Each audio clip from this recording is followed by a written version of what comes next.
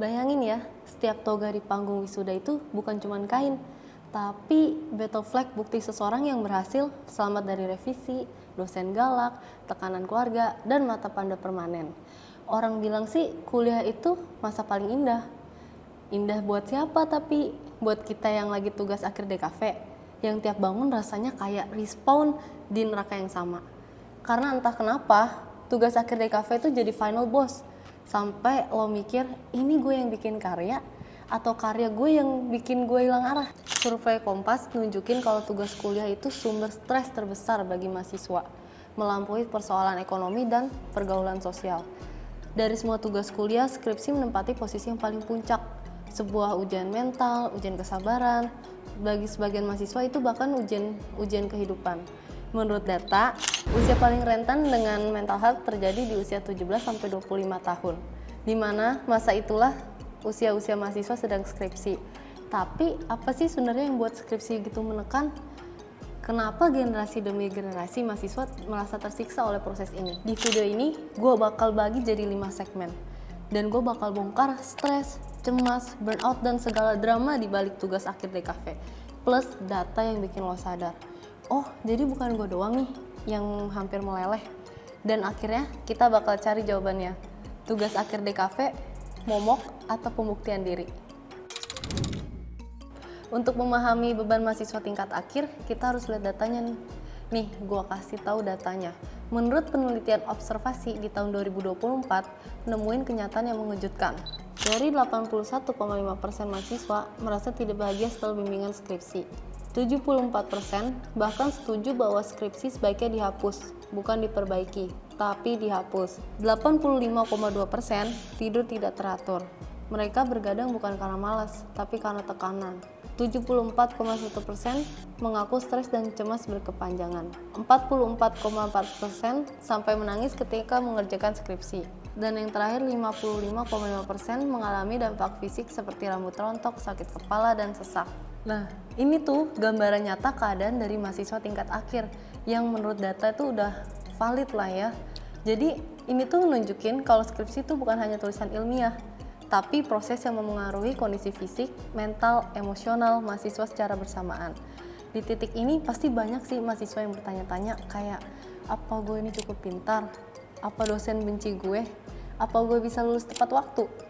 Nah, perasaan kayak tidak cukup, takut gagal, dan takut mengecewakan orang tua itu membuat mahasiswa berada dalam kondisi psikologis yang rapuh. Apa sih sebenarnya yang bikin stres skripsi itu begitu besar? Dari Jurnal Analisis Sistem Pendidikan Tinggi di tahun 2021, ada beberapa faktor utama. Yang pertama, tekanan dari keluarga dan lingkungan. Pasti banyak nih mahasiswa tingkat akhir dapat pertanyaan kayak, lu kapan sih lulusnya? Atau skripsi lu udah sampai bab berapa? Atau juga gini pertanyaannya, masa gitu aja lama? Nah, pasti mahasiswa tingkat akhir ini pernah ngerasain pertanyaan seperti itu. Maka dari itu, jurnal menemukan bahwa dukungan keluarga adalah faktor paling penting dalam menurunkan stres. Dan kurangnya dukungan justru memperburuknya. Yang kedua, ada dosen pembimbing yang sulit diakses. Banyak mahasiswa mengaku kalau dia itu kesulitan untuk menemukan waktu bimbingan atau merasa bahwa revisi itu sering berubah-ubah. Data menunjukkan 66,6% mahasiswa menganggap dosen pembimbing menjadi salah satu sumber stres utama, kayak ketidakjelasan arahan atau revisi yang dibalikin secara mentah-mentah. Itu tuh ngebuat mahasiswa kehilangan rasa percaya diri. Yang ketiga, ada kurangnya manajemen waktu. Banyak sekali mahasiswa merasa kalau kesulitan membagi waktu antara skripsi, pekerjaan, dan kehidupan pribadi. Data nunjukin itu ada 62,9% mahasiswa merasa kesulitan membagi waktu. Banyak mahasiswa juga yang bekerja sambil mengerjakan skripsi sehingga energinya terpecah. Yang keempat, masalah finansial. Tidak semua mahasiswa memiliki kondisi ekonomi stabil. Kayak penelitian menunjukkan 55,5% mahasiswa merasa kondisi ekonomi memperberat pekerjaan skripsi. Kayak ada banyak biaya cetak, kuota internet, transportasi untuk bimbingan, dan semuanya itu menjadi beban tambahan. Yang kelima, minimnya dukungan sosial dan regulasi emosi. Jurnal BRPKM menemukan bahwa mahasiswa yang kurang mampu mengatur emosinya dan tidak dapat dukungan sosial cenderung mengalami stres yang jauh lebih berat. Semua faktor ini berkumpul, menumpuk, dan menekan mahasiswa dari segala arah. Apa yang terjadi di dalam diri mahasiswa sehingga menciptakan 3 bentuk tekanan yang bekerja secara bersamaan? Yang pertama, ada tekanan kognitif.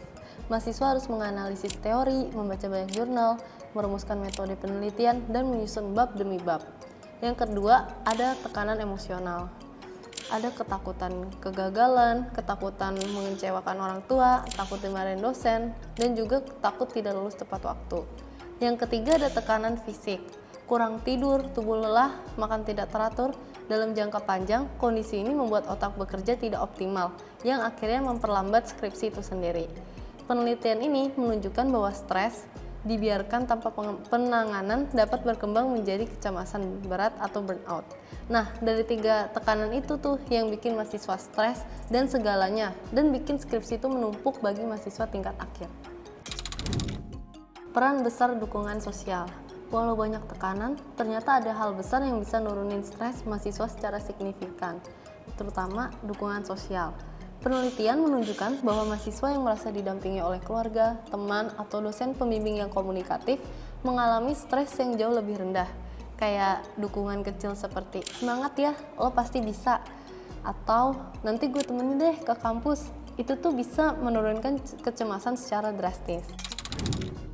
Selain data-data di atas, tadi sebenarnya ada kemungkinan lo menghadapi momen-momen skripsi itu lebih sehat dan lebih tenang.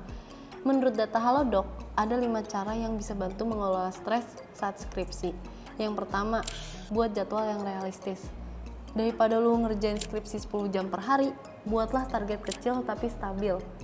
Yang kedua itu, ada istirahat yang teratur. Kurang tidur menurunkan kemampuan otak memproses informasi dan membuat pengerjaan skripsi itu semakin lama. Yang ketiga, sampaikan keluhanmu. Banyak nih pasti mahasiswa tingkat akhir yang sering banget curhat ke teman-temannya. Nah, di situ tuh bisa ngebukti kalau itu tuh bisa menurunkan stres. Yang keempat, ada kelola perfeksionisme. Banyak sih yang mikir kalau skripsi itu harus sempurna, tapi yang penting itu skripsi itu selesai, tepat, dan bisa dipertanggungjawabkan. Yang kelima, minta bantuan profesional jika perlu. Nggak ada salahnya sih kalian tuh konseling ke psikologi.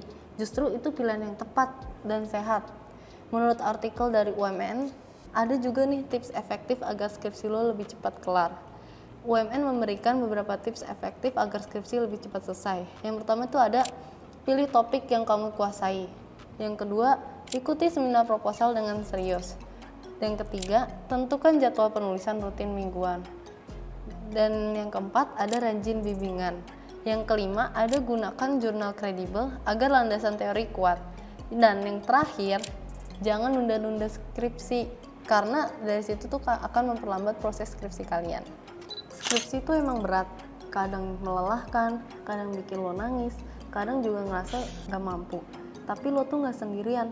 Data nunjukin mayoritas mahasiswa mengalami hal yang sama. Lo bukan gagal, lo hanya manusia. Yang penting adalah lo terus melangkah, perlahan gak apa-apa, asal gak berhenti. Ketika hari wisuda lo tiba, semua lelah itu berubah menjadi kebanggaan. Lo udah bertahan sejauh ini, dan itu luar biasa.